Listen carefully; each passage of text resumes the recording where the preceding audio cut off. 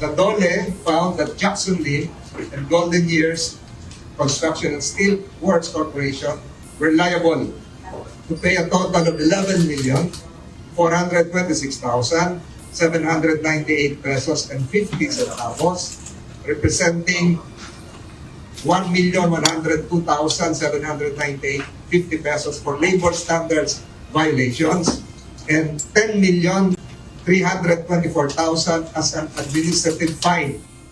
Nakakita ng paglabag sa occupational safety and health standards ang Department of Labor and Employment o DOLE sa may-ari at kontraktor ng gumuhong gusali na under construction sa Angeles City, Pampanga. Ayon kay Labor Secretary Francis Tolentino, dahil dito kinakailangang magbayad sina Jackson Lim at kontraktor nito na Golden Years Construction and Steel Works Corporation ng 11 million pesos na multa. Isiniwalat ni Secretary Tolentino na mayroong mga trabahador ang hindi binigyan ng kaukulang sahod. Kabilang dito ang kanilang ipinapasok umano tuwing weekend at holiday. So despite the existence of a work stoppage order, yung mga trabahador ni Jackson Lim and Golden Years Construction continued working, exposing themselves to danger that could result in death or injury. The workers were also not paid their wages. Hindi sila binayaran.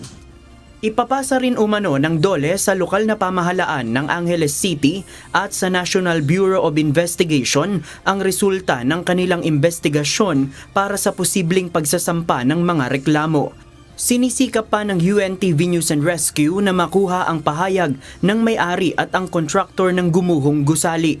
Pero ayon sa DOLE, dumalo naman sa patawag na pagdinig ang may-ari para marinig ang kanyang panig bago ilabas ang hatol ng ahensya. Umattend siya ng hearing, ha? Si Jackson Lim, umattend ng hearing ng DOLE. Kailan yun? Hindi lang, siguro 2 beses. Hindi lang namin pinadala yung mga pictures, pero umattend siya ng hearing, due process was complied with. Sa pinakahuling datos ng mga otoridad, hindi bababa sa 30 mga individual ang kumpirmadong nasawi matapos matabunan ng mga debris ng gumuhong gusali. JP Nunez, UNTV, News and Rescue. Diyos ang aming sandigan, serbisyo publiko ang aming pinahahalagahan.